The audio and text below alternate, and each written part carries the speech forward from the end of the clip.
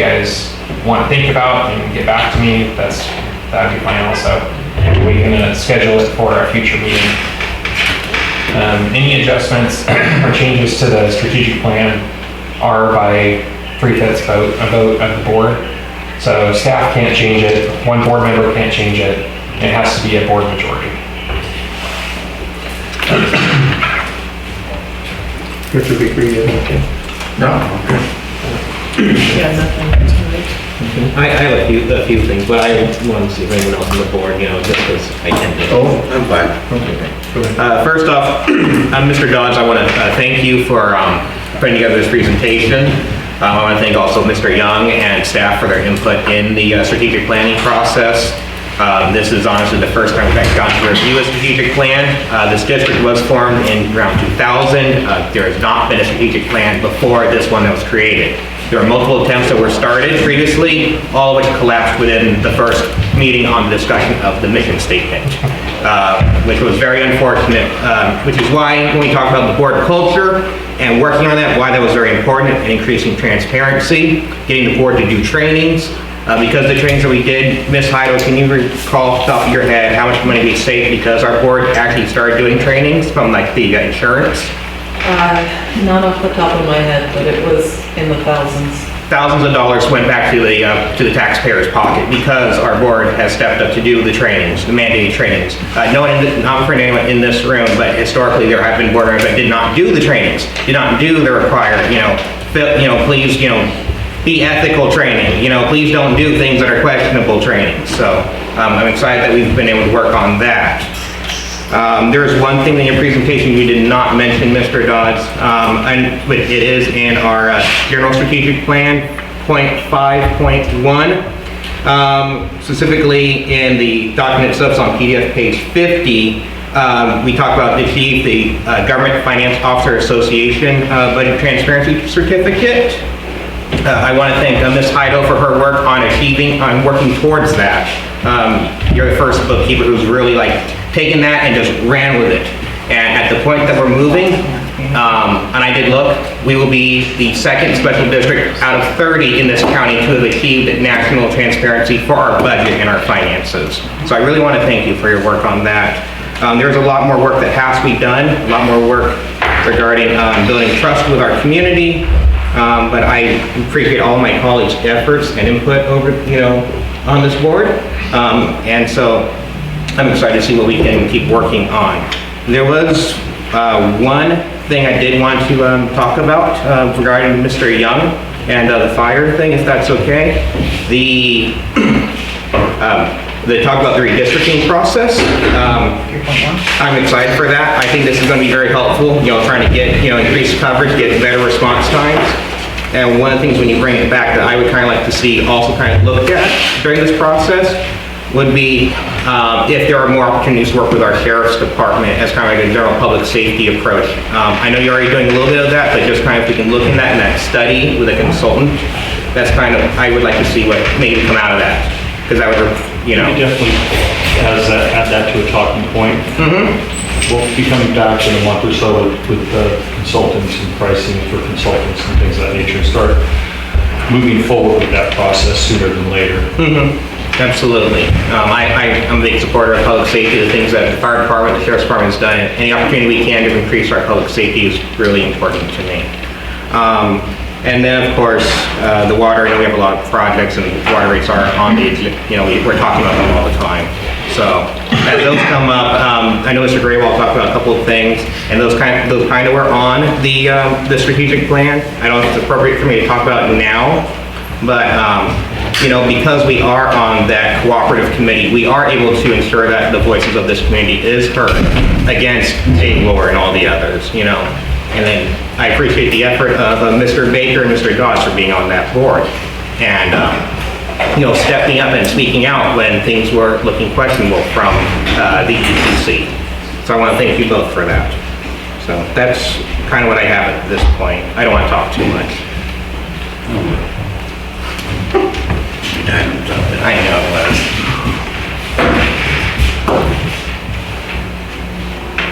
Public comment?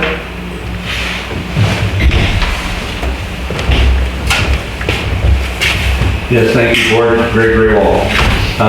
Didn't really realize that this strategic plan was going to cover some of the stuff that I talked about at the beginning.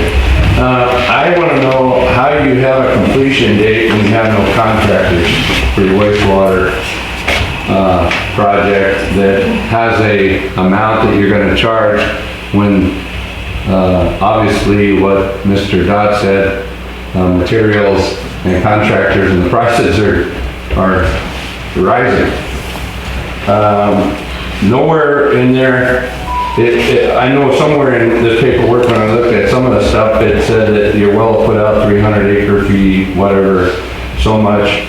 There was no mention in there of the court order.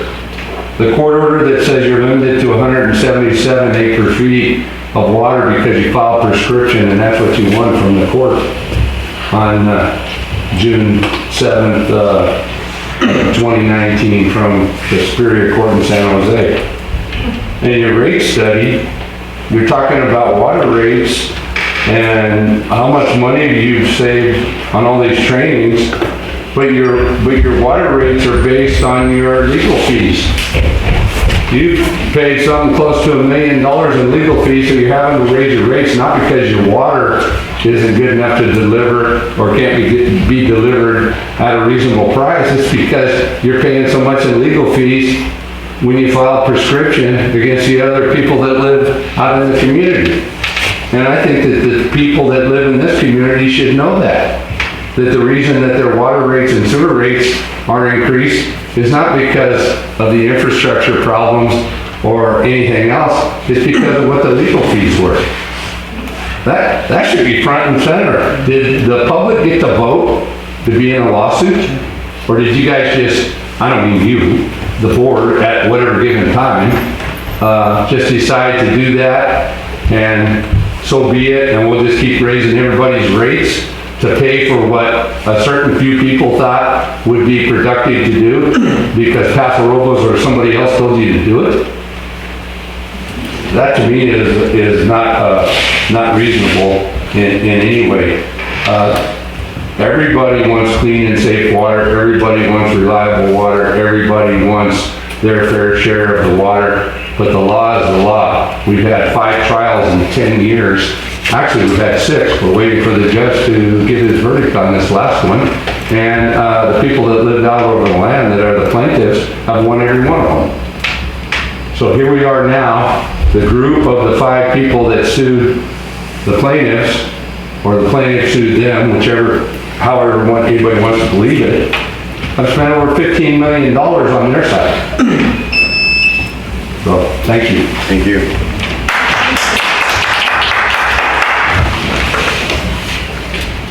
Any other public comment? If not, San Luis Obispo County organizations. Sheriff's Department first. Thank you.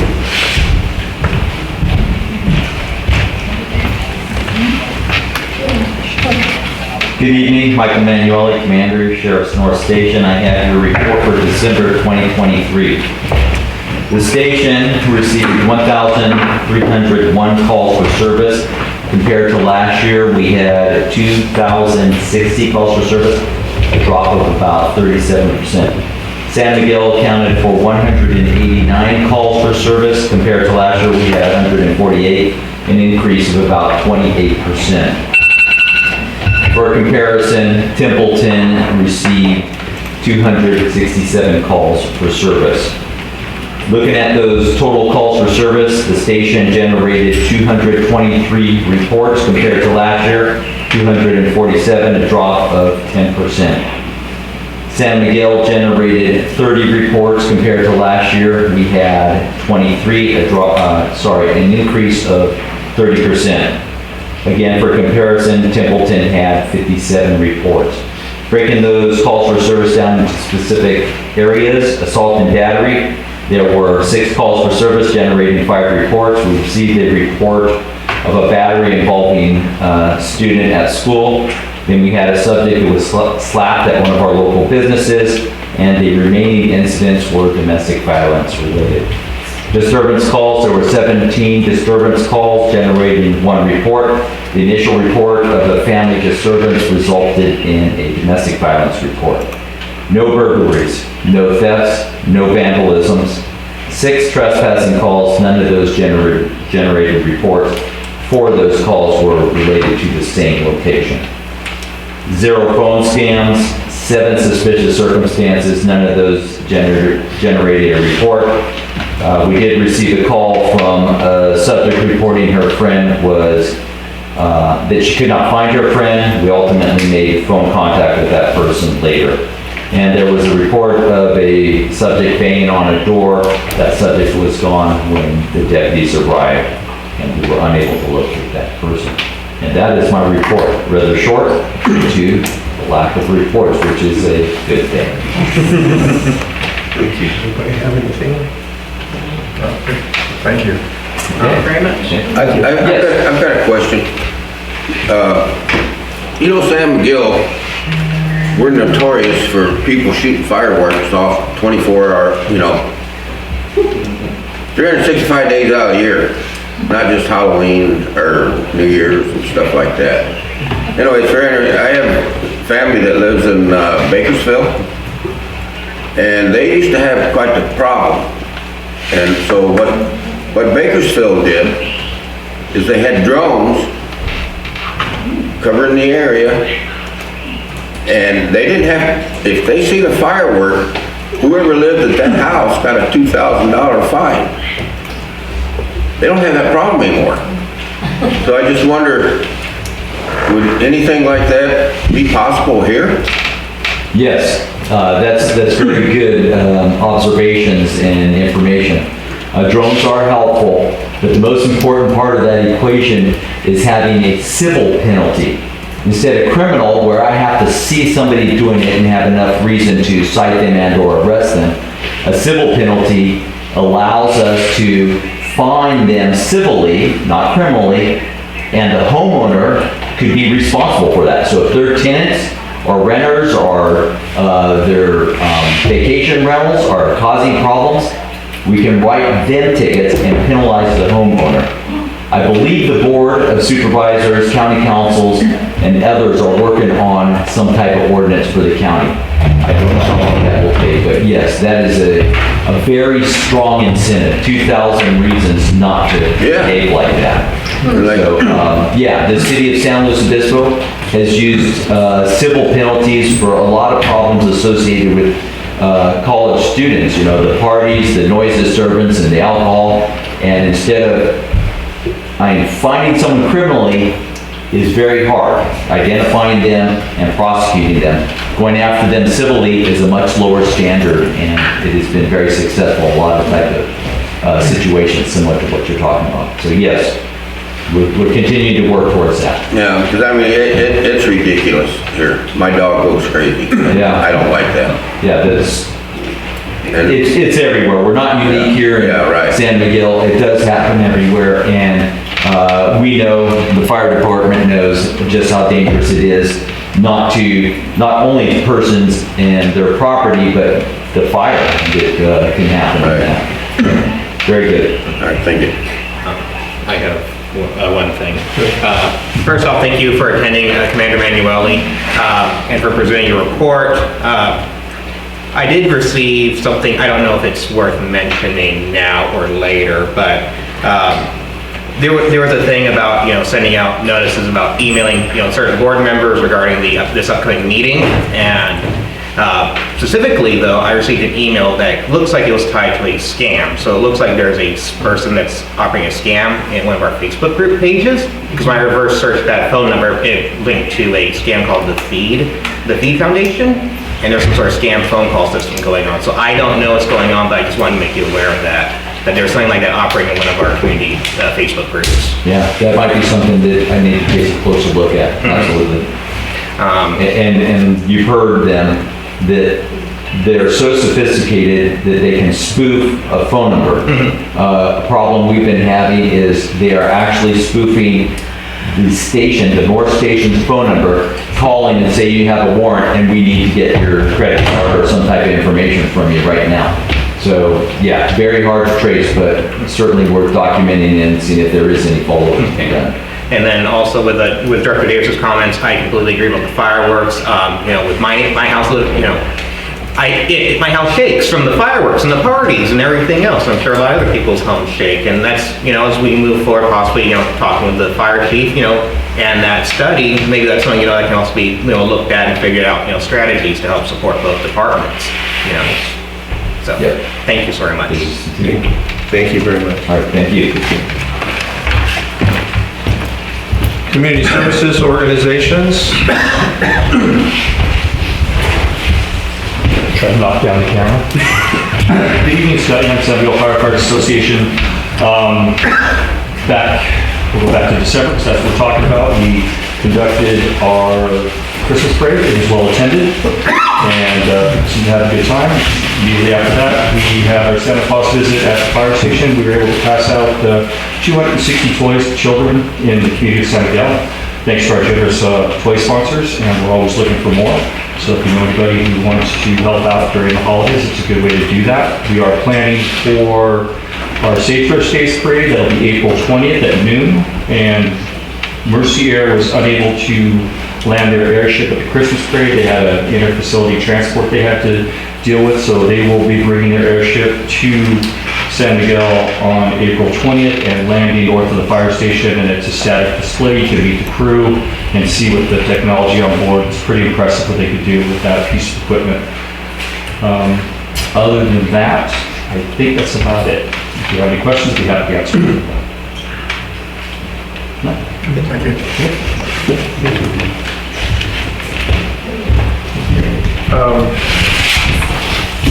On behalf of the Cypress Mountain Masonic Lodge, we're trying to replace the sign at the Caledonia Adobe.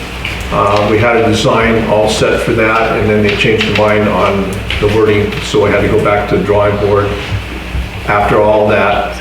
But I've got everybody pretty much lined up. We were trying for October, but then when that happened, I had to go back for design.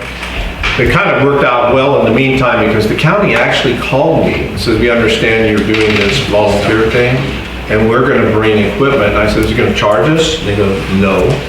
We're going to bring personnel and equipment down there and help clean out everything.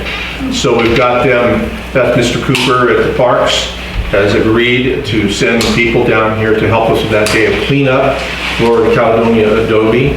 And then when the design comes through, then I'll get with the fire department. They said maybe they would help out, and any other organization that would help out at that point. Try to get a work day for March, probably late March, middle to late March.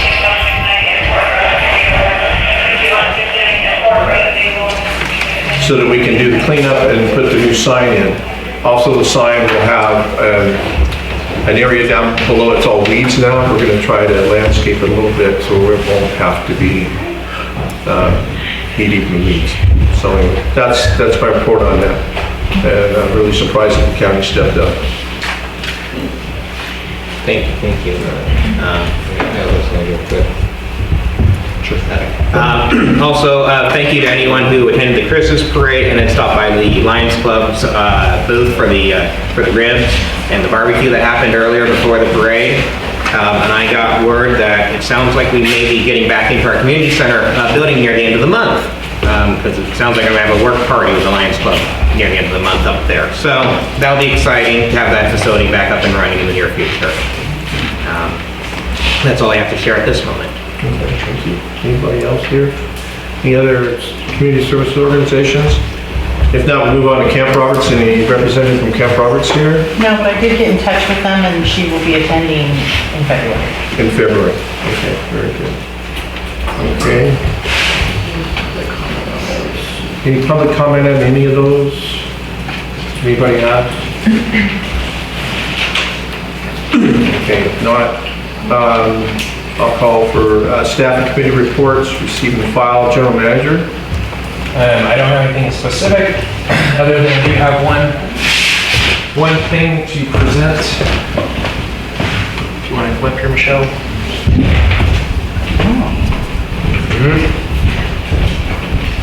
We like our staff there. Wow.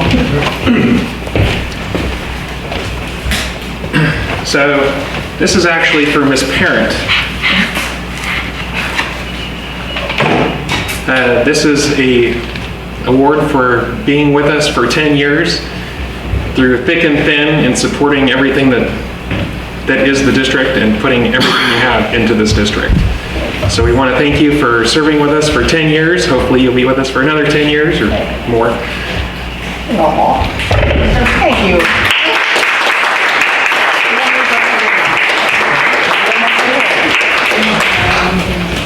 Aw, thanks. You earned it. That's all I have to mention. District council? I wanted to say, Madam Clerk, I'm excited that you stayed with us for 10 years.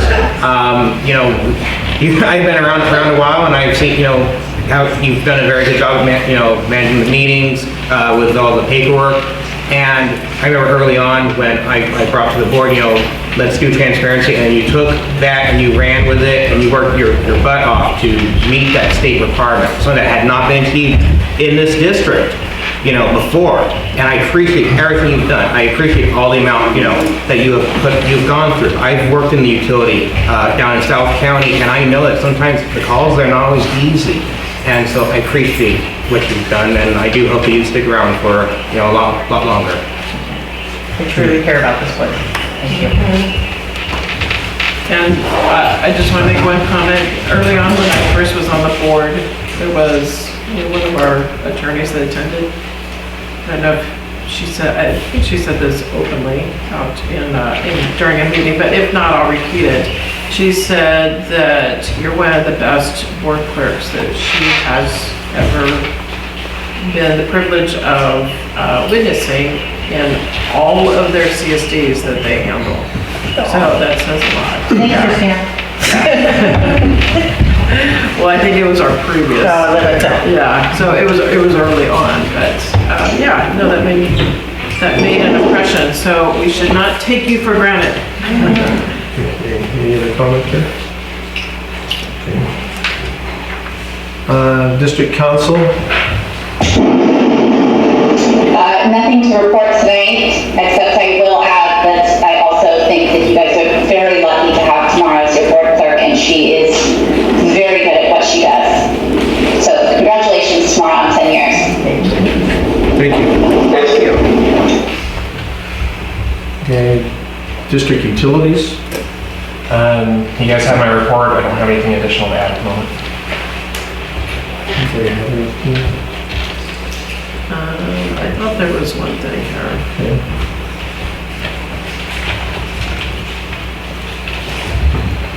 Oh, where did I put it? Yes. You have in here the septic to sewer conversion. Can you refresh my memory of what that was? So septic sewer conversion grant is a grant through the state to help low-income communities to convert septic systems to bring them onto a sewer collection system. So there's a number of properties that are within the main part of San Miguel that are not connected to sewer for one reason or another. And then there's the entire east side of the river that's not connected to sewer. So although it wouldn't encompass every single property that's not connected to sewer, it would encompass the ones that are within a reasonable reach of connecting to sewer. So if we put a main down River Road, how many of those houses could we connect before we start putting in, you know, dozens of lift stations to facilitate that? So there's,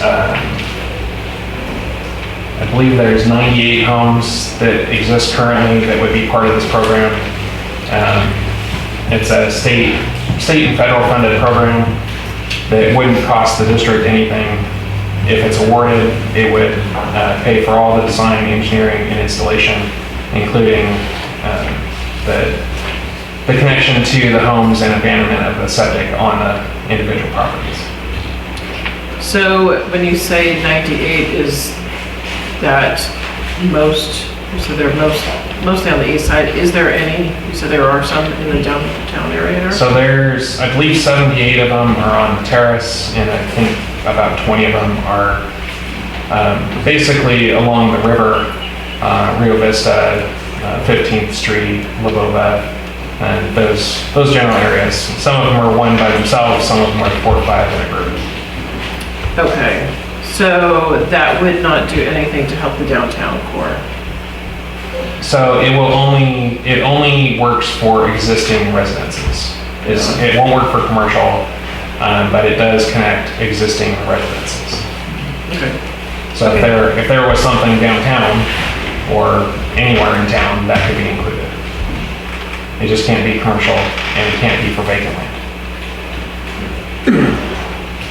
Okay, is the mission, what about the mission? So the mission's on sewer. The Rio Caledonia is not. Okay. Just one quick question. So the status on the terrace well, how are we coming along getting that one back up? So the supply chain plight has continued to haunt us. They are, well, we're being told that the supplier has it and then the supplier doesn't have it. So we're trying different suppliers, but everybody says the same thing. Oh, we have it at our other warehouse, and that doesn't really exist. So we're waiting for something to materialize. We're waiting on 160 feet of pipe, and then we can put it all together. We have everything else. So. 160 feet of pipe. Yeah. Anything else? Question out of curiosity, Mr. Dodds. So you said that the project will only include residential, excludes commercial, but where does mixed use fall in that? So they look at it as a residence. Okay. So if it has a residence, then it can be included. Okay. I'm not aware of any mixed use that is currently not on sewer. Sure. Multifamily, we have some of that is not on sewer, so that would be brought in as part of this program. But yeah, it only connects residences, so if there's a residence involved in the mixed use, then it could be connected, but it has to be existing. Anything else? Well, so next, the fire chief report, since he's out of the room. We can take any questions and Take any questions. and have them respond later. Anybody have any questions for the fire department? As you can see, it's a few hundred pages. Yes. Yeah, we saw that. It's interesting reading. So yeah, if you have any questions, I'm happy to write them down and have him respond. Okay. I got one question. Where is 8601? I haven't seen it for months. That's my question. Okay? I don't know, so I'll have him answer that. Okay, I appreciate it. Any other questions? I do have a question. The temporary facility, the sheriff's office, I understand that a lot of the holdups with that right now happen to be coming from county bureaucrats, and that Mr. Young has been fighting through the county bureaucrats in the planning department, and so I want to know how much more fighting needs to be done through that.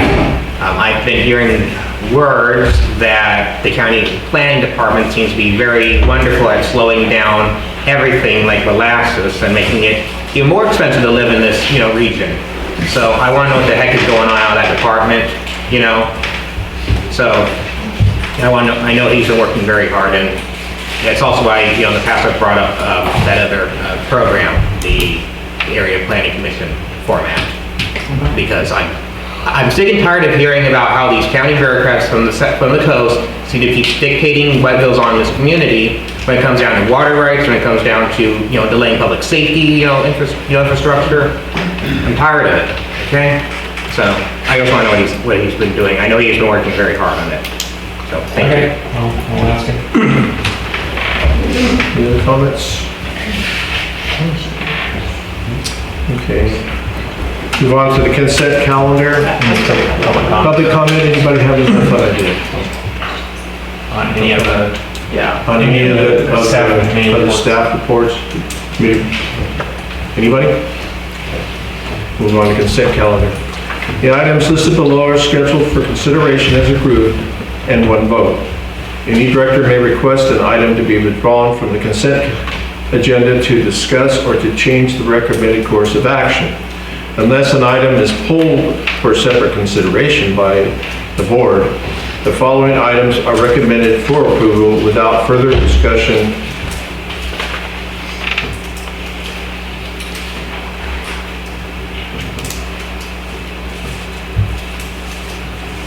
Yeah, public comment on it.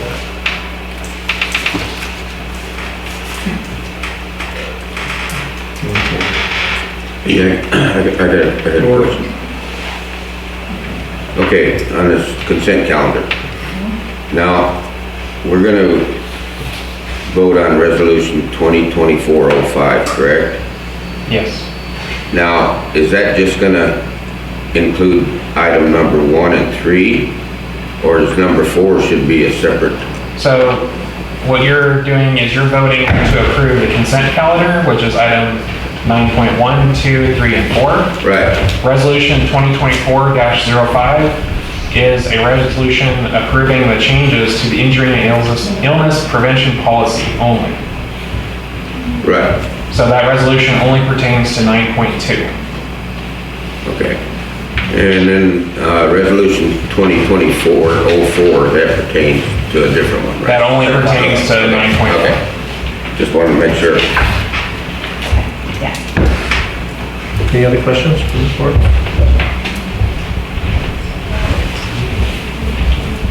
Okay, entertain a motion.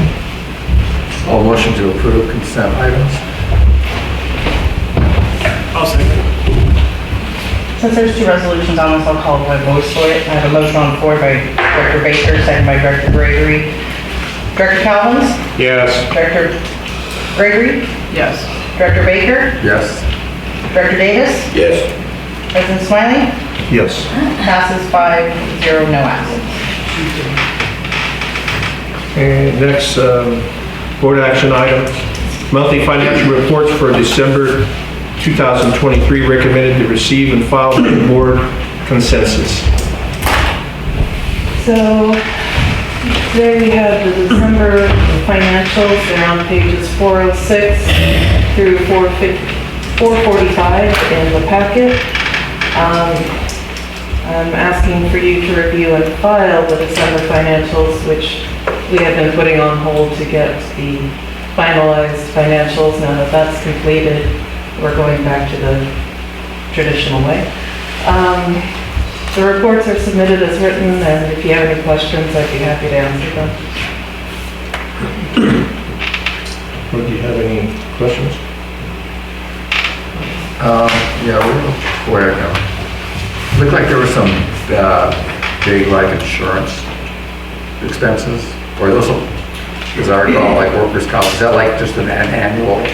Yeah, Okay. yeah, workers' comp and property and liability.